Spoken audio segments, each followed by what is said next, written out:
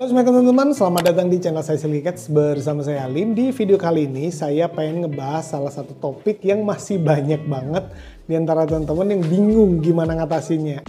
Berawal dari salah satu orang ngechat saya di DM Instagram gitu ya.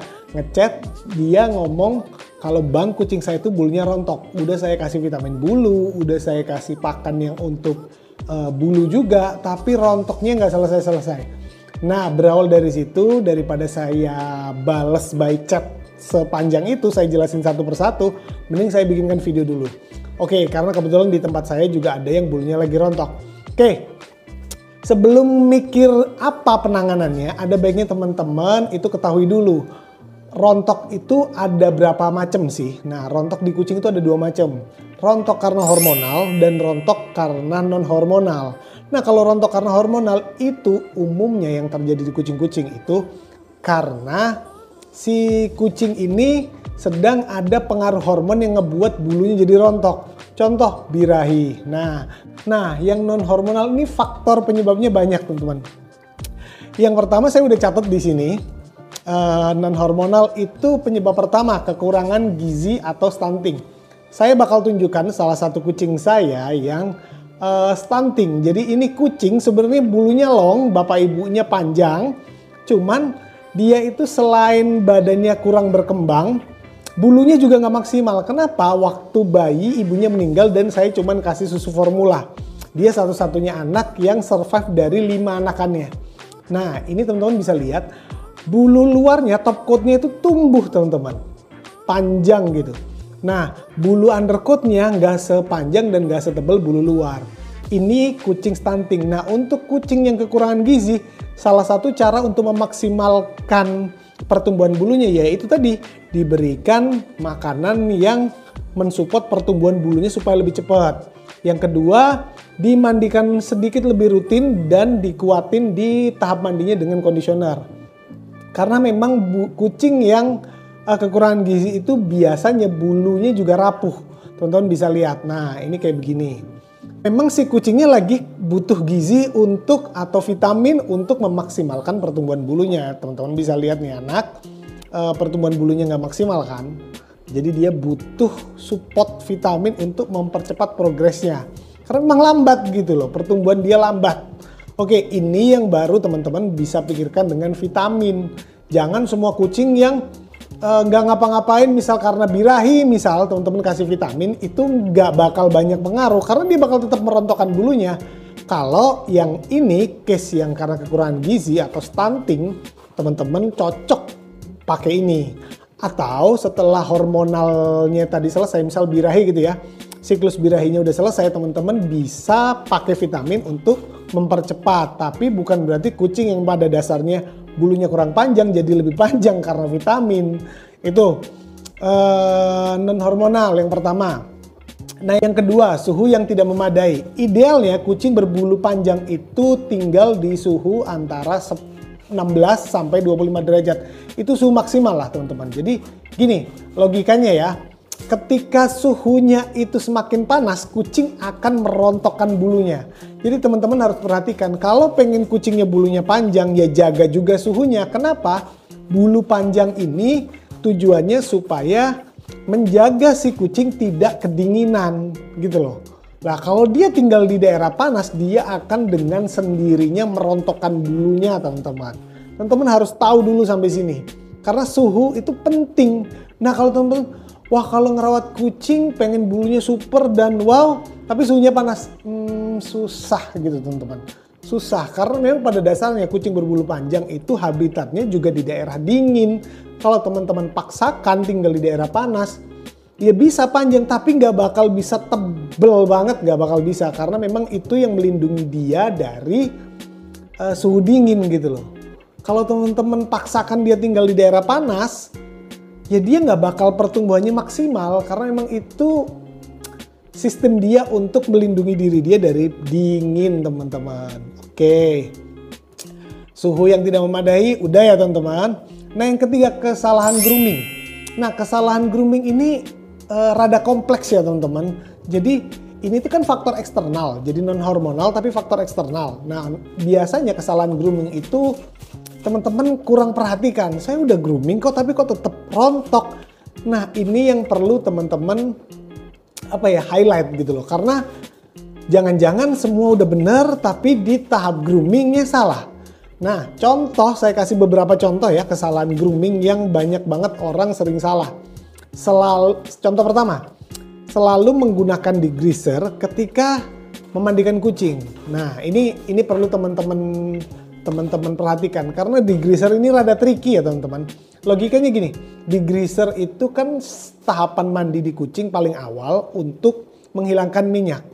Tapi ketika si kucing itu tidak berminyak dan bisa dibilang mandinya rutin, teman-teman paksakan dengan degreaser apalagi yang strong, semacam krim, pasta, dan lain-lain yang cukup keras, dia itu akan membuat bulu jadi benar-benar kering karena dia udah ngebuang seluruh minyak pada lapisan bulu. Minyak itu juga dibuat sama si kucing untuk melindungi dirinya dari suhu dingin gitu loh. Teman-teman tetap harus ada sedikit minyak di bulunya, bukan yang benar-benar bersih total tanpa minyak karena itu bakal ngebuat si kucing jadi kurang terlindungi, satu dari dingin, yang kedua si bulu jadi kering dan rusak gitu loh. Nah, kalau bulu udah kering dan rusak, alamat rontok. Nah, itu teman-teman harus perhatikan. Yang kedua, dari kesalahan grooming gitu. Bisa jadi karena over degreaser. Yang kesalahan grooming selanjutnya, tidak menggunakan conditioner. Selalu tidak menggunakan conditioner. Gini, conditioner ini juga rada tricky ya teman-teman. Karena conditioner macamnya banyak banget. Terutama untuk kucing yang bulunya super long, otomatis kan blowernya bakal panjang. Nah, conditioner ini dibutuhkan sama teman-teman untuk melindungi lapisan helai bulu supaya si bulu kucing tersebut itu tidak mudah rusak kena pemanasan dari blower. Nah, itu fungsi dari conditioner. Teman-teman kalau nggak pengen bulu kucingnya rada lepek, teman-teman bisa pilih light conditioner. Shampoo 2-in-1 conditioner bisa, tapi tetap sesekali teman-teman perlu masukkan conditioner karena memang conditioner itu berfungsi banget untuk melindungi bulu dari panasnya blower gitu loh, dan supaya si bulunya tetap lembut.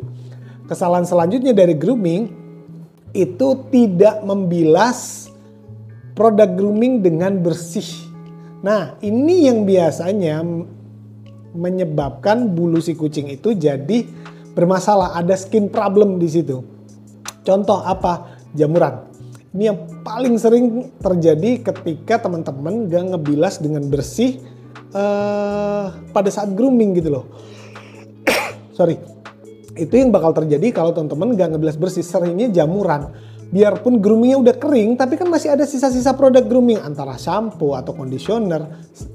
Itu bakal ngebuat si kucing jadi jamuran. Jadi pastikan setiap memandikan kucing, pembilasannya itu bersih. Mending teman-teman lebih lama dalam pembilasan daripada nantinya bulu kucing dan kulit kucing kalian itu ada masalah kulit, jamuran biasanya.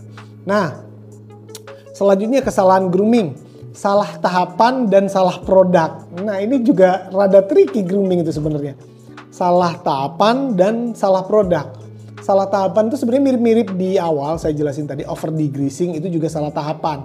Atau bisa jadi degreasing ditaruh di tengah, jadi shampoo dulu baru degreasing baru conditioner, atau degreasing conditioner baru shampoo. Jadi tahapan mandi kucing itu kan satu, degreasing, penghilangan minyak kalau memang si kucingnya berminyak. Yang kedua, shampooing, shampoo sesuai kebutuhan si kucing. Yang ketiga, conditioner. Nah, conditioner ini fungsinya untuk ngelapisin bulu supaya si bulu kucingnya itu tadi gak mudah rusak ketika pengeringan gitu loh. Itu tahapan ketiga. Umumnya ya kalau perawatan harian tuh harusnya ada ini minimal 2 lah, shampoo dan conditioner. Teman-teman bisa pilih antara shampoo yang sesuai dengan kebutuhan dan conditioner. Degreasing ini teman-teman bisa pakai kalau memang si kucingnya lagi berminyak. Oke, kesalahan selanjutnya over drying. Nah, over drying nih kadang teman-teman saking was-wasnya pengeringan, teman-teman hajar terus sampai kering banget, takut lembab. Padahal over drying ini juga kadang membuat si bulu jadi kering karena kepanasan. Suhunya kan panas dari blower itu. Jadi teman-teman harus pastikan jangan jangan over dalam pengeringan, karena memang kalau over si bulu jadi cenderung mudah kering. Nah kalau udah kering, efeknya bulunya gampang patah. Endingnya kalau udah patah nggak sehat, rontok itu teman-teman. Nah selanjutnya penyakit kulit dan parasit. Saya rada cepet ya jelasinnya karena memang kesannya kalau saya kelamaan tuh banyak gitu kan, bakal ngebosenin. Saya rada cepet aja bahasnya. Penyakit kulit dan parasit. Nah penyakit kulit itu cenderung biasanya yang sering-sering teman-teman gagal paham itu kan penyakit kulit umumnya cuman jamur. Padahal nggak, penyakit kulit itu ada ringworm, ada jamur, ada skabies. Nah pokoknya yang berkaitan dengan kesehatan kulit, penyakit-penyakit kulit ini biasanya ngebuat pertumbuhan bulu juga lebih lambat. Nah ngatasinnya gimana? Cara ngatasin yang terbaik ya diselesaikan dulu penyakit kulitnya, baru teman-teman rutin mandikan, jaga kesehatan bulunya, jaga suhu ruangannya, kasih makanan yang terbaik, insya Allah recovery bulunya bakal jauh lebih bagus teman-teman. Oke itu ya. Terus saya ada bikin catatan parasit kulit. Jadi parasit itu biasanya juga mengganggu pertumbuhan bulu. Contoh kutu, cacing, dan lain-lain. Pokoknya yang berkaitan dengan parasit-parasit ini juga mengganggu pertumbuhan bulu. Jadi teman-teman harus pastikan kucing kalian itu bebas dari parasit internal maupun luar, ektoparasit maupun parasit yang dari luar. Jadi kayak gitu. Saya biasanya untuk ngurusin bab parasit-parasitan begini, saya pakainya tetes kutu dan tetes cacing biasanya gitu. Obat cacing dan tetes kutu biasanya. Ada sih yang jadi satu advance, ada sih yang jadi satu, saya lupa namanya, advance kalau nggak salah. Ya advance, ya itulah nanti saya masukin di video aja. Oke. Umumnya saya tetap kasih obat cacing dan obat kutu supaya nggak ada parasit di kucing-kucing saya. Nah, yang terakhir penutupan kesehatan si kucingnya. Nah, kalau kucingnya itu sehat, biasanya bulunya juga sehat. Jadi salah satu ciri tanda kucing sehat itu biasanya dari bulunya yang sehat. Kalau bulunya sehat, biasanya kucingnya sehat. Jarang kucing sehat bulunya nggak sehat, kecuali emang nggak pernah dimandikan. Nah, kesehatan pada umumnya. Jadi kalau si kucing ini ada yang bermasalah dari organ dalamnya, biasanya bulunya juga bakal bermasalah. Nah untuk yang satu ini ada baiknya teman-teman sharing sama dokter hewan supaya tahu nih apa solusi terbaiknya untuk urusan yang beginian nih gitu. Tapi kan itu ada gejalanya biasanya. Biasanya kayak penyakit kuning, penyakit dalam lah, ginjal dan lain-lain. Itu ranahnya dokter hewan. Bukan saya, tapi jarang lah terjadi yang kayak begini.